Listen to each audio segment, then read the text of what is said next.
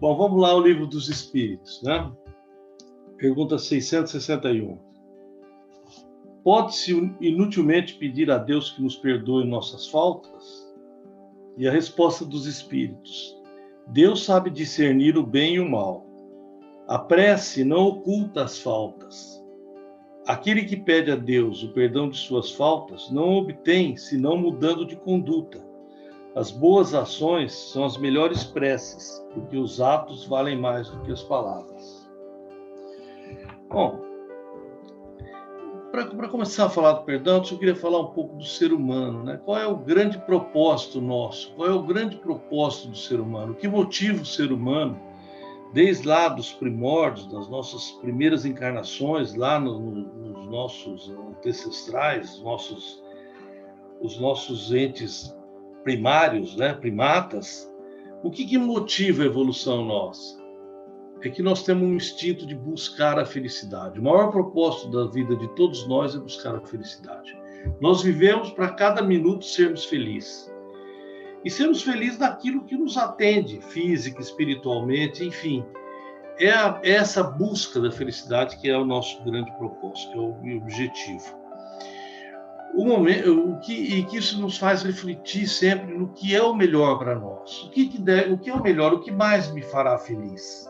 O que mais me dará essa sensação de que eu estou realizando esse propósito, esse objetivo da minha vida?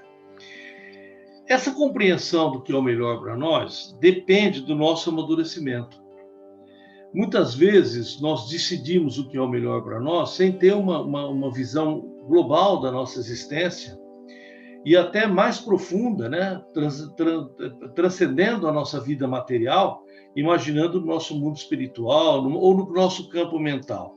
Muitas vezes decidimos pelos nossos impulsos, e isso nos traz grandes dificuldades, a gente chama de dificuldades existenciais. Muitas vezes o que nós decidimos é aparentemente o melhor para nós, mas nós não temos ainda o discernimento, a maturidade para dizer, nossa, isso é o melhor para nós. Nós tomamos decisões baseadas em interpretações passageiras, temporárias, né? Nós ainda não temos a total capacidade, a total habilidade de perceber o que é realmente melhor para nós. Essa habilidade e essa capacidade, ela vai sendo conquistada passo a passo. Então, nós, a cada momento da nossa vida, nós damos o que nós temos. Nós somos o que nós temos. Nós somos aquilo que nós somos. Não adianta nós imaginarmos ou estabelecermos uma condição de futuro para julgar o momento do nosso passado. Nós fizemos o que nós tínhamos que fazer, o que estava ao nosso alcance. Nós damos o que podemos.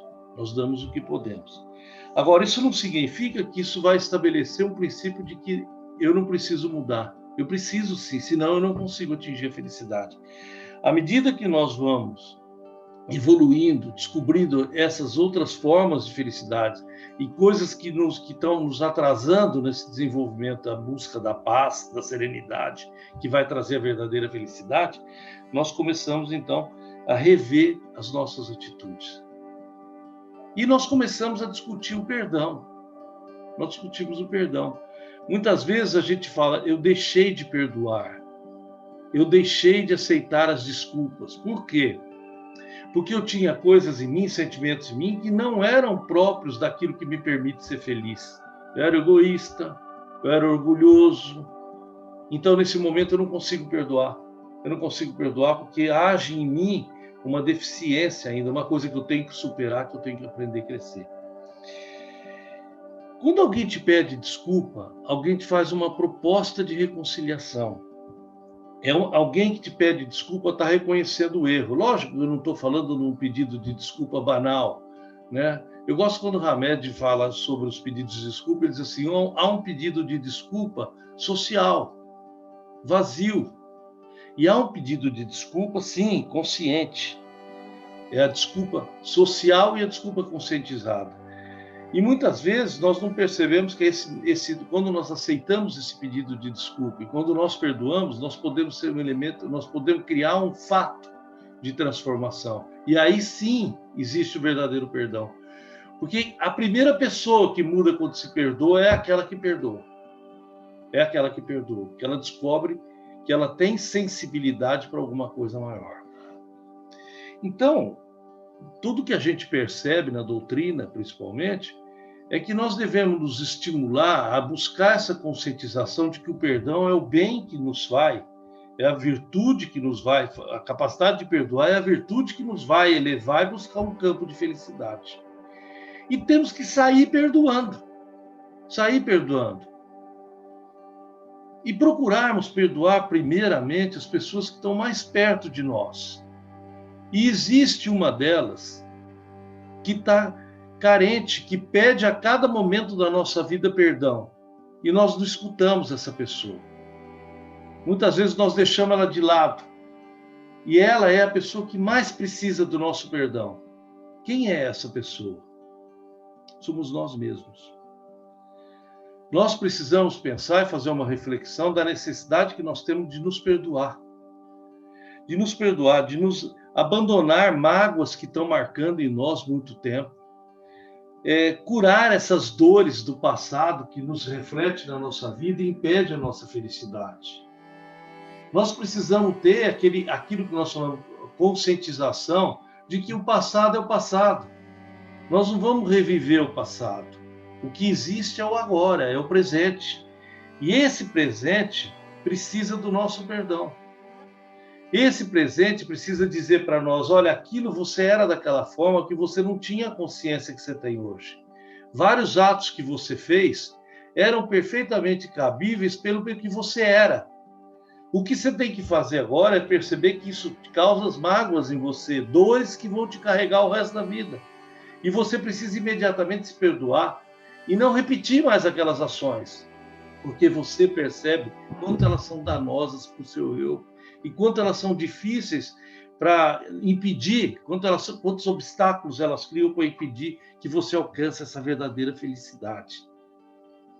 Então, o auto-perdão, ele é principalmente uma força transformante. Eu, quando me perdoo, eu falo, daqui para frente eu mudo.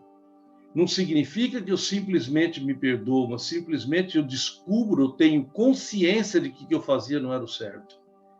Mas que eu fazia porque eu era uma criança. Né? Criança do ponto de vista de maturidade. Mas agora eu adquiri conhecimento, agora eu adquiri experiências de vida. As dores do passado me abriram os olhos para grandes coisas e projetos que eu posso fazer para a minha vida. Então eu posso mudar, eu posso me perdoar, eu posso deixar esse passado não carregar a minha vida presente. Eu preciso apagar essas sombras que estão em mim me torturando. Eu preciso de me perdoar, né? Perdoar os meus desacertos. E é interessante que quando nós começamos a desenvolver a capacidade de nos auto-perdoar, nós melhoramos a nossa força a perdoar o próximo. Porque nós conseguimos ver no próximo uma pessoa tão carente como nós, tão cheia de problemas e defeitos como nós. E se nós aprendemos a nos perdoar, por que não perdoar essa outra pessoa como eu? Como eu. Então, o início do processo curar essa personagem bem próxima de nós, bem ligada a nós, é o processo da mudança. O auto-perdão nos permite a mudança. Hamed diz assim, ele nos permite levar a um estado de alma diferente. Um estado de alma diferente. Esse estado de alma, ele vai irradiar transformações, não em nós, mas nas pessoas que estão em volta de nós. E quando nós podemos fazer isso, volto a repetir, eu acho que esse é o ponto importante. Nos perdoando, nós aprendemos a perdoar o próximo. E essa corrente começa a se alastrar, que é isso aí. Não perdoar, diz Hamed ainda, é permanecer em sensações desagradáveis. Não perdoar é se manter dentro de uma energia negativa. Por que eu não mudo isso? Por que eu não mudo? Né? Perdoar é cultivar o amor a nós mesmos e, por consequência, o amor aos outros. Bom, eu li esse texto, estudei, falei, vou apresentar esse texto, mas aí me veio uma pergunta. Eu queria ter um exemplo um exemplo desse processo, né? Como é que é o processo de eu ganhar o perdão por mim mesmo, eu me auto-perdoar? E como que é uma história que podia me dar, um exemplo que eu podia dar de como o auto-perdão, de como essa transformação que o perdão me permite individualmente, quando eu me perdoo, como que esse processo se estende dentro do todo, da minha vida, das pessoas que estão perto de mim. E eu fiquei procurando uma historinha. Na verdade, quem devia contar essa história era a Marici, não sou eu, né? Porque ela conta muito bem essa história, né? Mas eu vou me arriscar, tá bom? Se vocês não me perdoarem, a Marici na próxima reunião conta a historinha melhor que eu. Mas eu queria contar a história de Maria de Magdala, né, Marici? Então, vamos tentar, com palavras nossas, né, contar essa historinha, porque ela é bem clara do exemplo do auto-perdão. Quem era Magdala? Magdala era uma vila. Ela era um pouco mais desenvolvida que as vilas em volta, né, lá na Galileia. E tinha uma mulher lá chamada Maria. Ela era uma prostituta, vamos dizer assim, uma cortesã, para ficar mais. Ela participava das festas entre os romanos. Inclusive, os judeus a tratavam com uma certa distância, porque não concordavam. Ela feria os preconceitos da raça, o comportamento dela feria os preconceitos judaicos. Ela não era benquista entre os seus, mas ela vivia nas grandes festas. Ela era muito bonita, muito bonita. Humberto de Campos, quando conta essa história, ele usa uma frase tão bonita, ele diz assim: a sua vida era caminhar sobre as rosas rubras do desejo, né? Embriagando-se do vinho das condenáveis alegrias. Essa era a Maria de Magdala, dessa cidade de Magdala. Mas ela tinha um dia ouvido um pregador, um profeta, falando para os pescadores singelos, gente simples. E aquelas palavras trouxeram nela uma profunda admiração. Seu coração ficou tomado por aquilo. Ela percebeu que ela estava sequiosa, ela estava em desalento quando se distanciava daquilo. Ela precisava de novo aquele contato, ouvir aquelas palavras. E ela percebeu que toda a vida dela era vã. Não tinha significado nenhum, que ela não era nada. Que ela era uma pessoa condenável. Que as pessoas que a criticavam estavam certas. Mas ela ouvia daquelas palavras daquele pregador que vivia entre os pescadores, ela via que aquilo tinha um caminho para ela mudar. Tinha um caminho para ela mudar. O seu coração precisava disso. O seu coração precisava disso. Um dia, esse profeta, esse pregador, vai na casa de Simão, que era um fariseu, um homem muito rico, que gostava de receber as pessoas, e ele recebeu, então, esse pregador, Jesus, com os seus acompanhantes, e preparou um grande banquete para Jesus. E no final do banquete, o banquete foi invadido por uma mulher, cabelos desgarrados, chorando, grandes prantos. Ela se ajoelha aos pés de Jesus, começa a limpar os pés de Jesus com suas lágrimas, seca o pé de Jesus com o seu cabelo, passa uns unguentos, perfumes maravilhosos e lava os pés de Jesus. E todos surpresos com aquilo, menos Jesus, mas todos surpresos. Como essa mulher ousa invadir a minha casa, pensa Simão. E Simão, e aí eu já uso as palavras de Anália Franco, né? Simão diz assim, pensa, né? Pensa, Simão pensa. Se este, se referindo a Jesus, fosse mesmo um profeta, bem saberia quem e qual é a mulher que lhe tocou, pois é uma pecadora. Né? Olha o julgamento do Simão. E Jesus olha para Simão. Jesus tinha entendido o que Simão tinha pensado, em silêncio. E Jesus disse: Simão, uma coisa tenho a dizer-lhe. Diz, mestre. E Jesus conta uma historinha. Um certo credor tinha 2 devedores. Um devia-lhe 500 e o outro 50 dinares. Não dando eles com que pagar a dívida, perdoou-lhe ambos. Dizei-me, pois, qual deles o amará mais? É interessante que Simão era um homem das finanças, era um fariseu, um homem muito rico, e achou que ele falou, desse assunto eu entendo, de dinheiro eu entendo. E diz para ele, tenho para mim que aquele a quem mais perdoou. Ora, quem mais perdoou era o homem que devia mais dinheiro. Ele teve um perdão maior, ele vai amar Jesus mais porque teve um perdão maior. Então Jesus diz assim, vê Simão, essa mulher, vê esta mulher, entrei em tua casa e não me destes águas para o pé. Mas esta moço regou com lágrimas, os enxugou com seus cabelos. Não me deste o beijo, mas esta, desde que entrou aqui, não cessa de me beijar os pés. Não me unguiste a cabeça com óleo, mas essa ungiu-me os pés com unguento.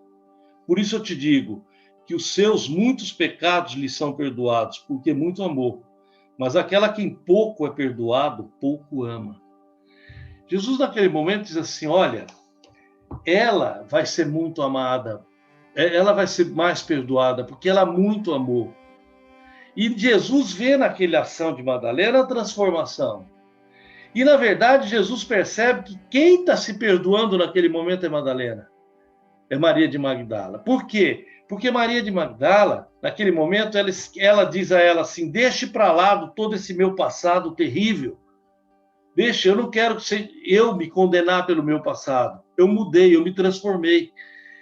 Maria de Magdala, percebe naquele momento que ali está a chave da questão. É ela que tinha que se perdoar. E Jesus percebe exatamente isso. O perdão é feito por si mesmo. Se ela se perdoa, ela se transforma. E ela se transformando, ela vai encontrar a verdadeira felicidade. E nesse momento, Jesus dá uma grande lição. E diz para ela assim, os teus pecados estão perdoados, vá. Ora, quem perdoou os pecados não foi Jesus, foi ela mesma. Essa é a grande ideia. Jesus nos mostra aí como nós devemos nos perdoar. E nos perdoar significa nos transformarmos, admitirmos uma nova vida, admitirmos um outro caminho para nós, buscarmos a felicidade dessa forma, não nos torturar mais. Ela não poderia continuar fazendo isso. Ela não podia continuar. E a história segue, é muito bonita a história. Maria de Magdala, ela vai viver junto dos apóstolos, e quando Jesus desencarna, a primeira aparição de Jesus é para ela. E ela vai dizer a Maria, e Maria diz a ela, sim, meu filho vive. Meu filho vive. E mesmo assim, quando os apóstolos saem a pregar, os apóstolos não quiseram levar Maria de Magdala com eles. O último grupo de apóstolos que saiu se recusa a levá-la, porque tinha medo que o passado dela impactasse muitos os lugares onde eles iam pregar. E ela fica cuidando dos leprosos das margens de Jerusalém. Até que no final de sua vida, ela decide ir para a ilha de Éfeso, encontrar Maria e João.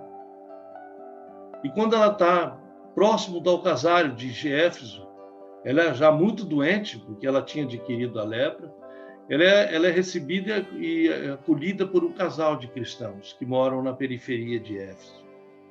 E lá, sofrendo muito suas dores, um dia, uma noite de madrugada, ela se sente mais tranquila, as dores vão se aplacando e vê Jesus e diz, venha Maria, você passou pela porta estreita. Essa historinha mostra que Maria conquistou o auto-perdão. Ela se perdoou, ela percebeu que toda a vida passada dela não impediria jamais dela se transformar e ser uma pessoa digna do amor de Jesus.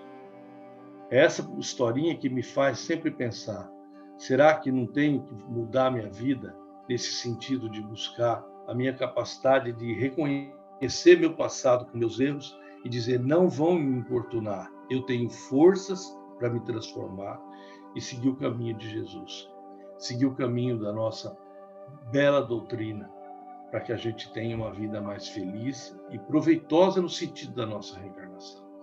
É isso que eu tinha a dizer para vocês. Faço a prece, ok? Por favor, Gordo.